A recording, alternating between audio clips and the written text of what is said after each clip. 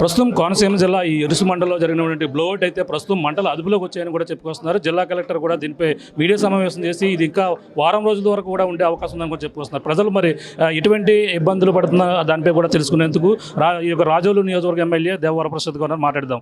Sir చెప్పండి, ఇప్పుడు మంటలు అదుపులోకి వచ్చాయన్నారు, ఇప్పుడు పరిస్థితి ఏ విధంగా ఉంది సార్? ఇప్పుడు పరిస్థితి అంతా అదుపులో ఉందండి.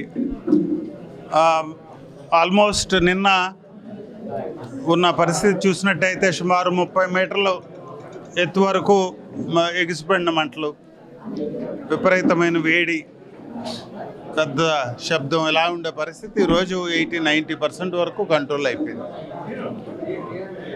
అది ఈ రోజున చూస్తే నామినల్గా ఉన్న పరిస్థితి కనిపిస్తూ ఉంది.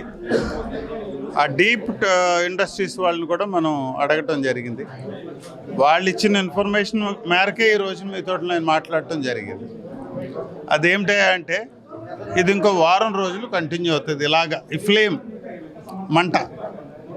మంట లేకపోతే ఏమిటంటే గ్యాసు లీక్ అయ్యి ప్రమాదం ఉంటుంది. కాబట్టి వచ్చిన గ్యాస్ అంతా కూడా మండిపోయినట్టయితే ప్రాబ్లం ఉండదు అనే విషయాన్ని మన దృష్టికి తీసుకొచ్చారు.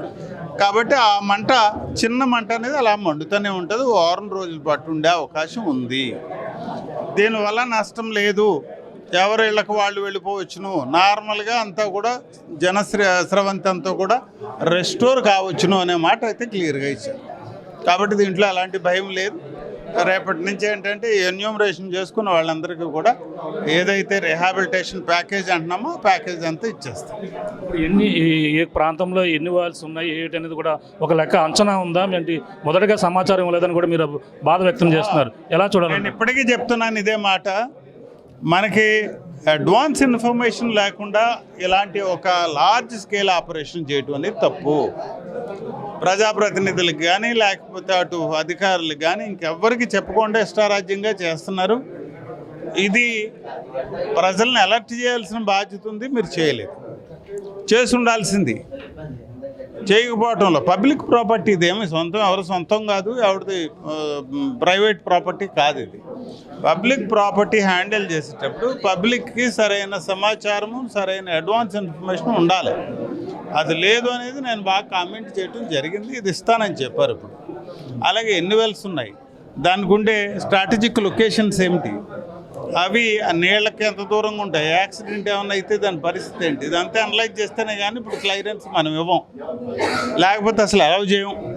కాబట్టి ఆ సందర్భాన్ని తప్పనిసరిగా దీన్ని నేను కంట్రోల్లోకి తీసుకొని చేయిస్తామని చెప్పి నేను మీకు హామీ ఇస్తా ఉన్నాను. ఈ టైం చూస్తే ప్రజలు చాలా ఇబ్బందులు పడుతున్నారు, భయాందోళన కూడా గురై, ఏం జరుగుతుందో తెలియదు, ఏం జరిగిందో. నిన్న నుంచి కూడా ఇటువంటి పరిస్థితుల వల్ల అప్రమత్తం చేయడం జరిగింది. నిన్న భయాందోళన జనం ఎలాగ పడ్డారు అనేది మనం గమనించాం, విన్నాం, మాట్లాడాం. ప్రతి ఒక్కరు కూడా పిల్లలు కూడా పారిపోయిన పరిస్థితి కనిపించింది. ఈ సందర్భం అంతా మనం గమనించాం. తప్పనిసరిగా ఇది వాళ్ళతో నేను ఇప్పుడు మాట్లాడింది చెప్పాను. మీరు ఒక యాక్సిడెంట్గా చూస్తున్నారు, దాని వెనక జరిగిన మనుషులకి వాళ్ళ మీద ఉన్న ఇంపాక్ట్ మీరు గ్రహించట్లేదనే విషయాన్ని కూడా నేను ఖచ్చితంగా మాట్లాడాను. వాళ్ళందరితో నేను మాట్లాడాను కాబట్టి ఆ మాట చెప్పగలిగాను. నేను ప్రతి ఒక్కరితో, చాలామందితో మాట్లాడాను నేను. కాబట్టి ఇది వారితో మాట్లాడటం జరిగింది క్లియర్ కట్గా. దీన్ని పునరావృతం కాకుండా చూడాల్సిన బాధ్యత మంది, నాది.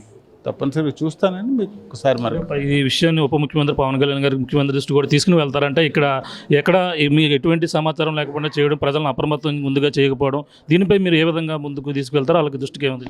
తప్పనిసరిగా ముఖ్యమంత్రి గారి దృష్టికి కానీ ఉప ముఖ్యమంత్రి వర్యుల దృష్టి కానీ ఈ సందర్భాన్ని ఆల్రెడీ ఈ యాక్సిడెంట్ విషయంలో నేను వారి దృష్టికి తీసుకెళ్ళడం జరిగింది.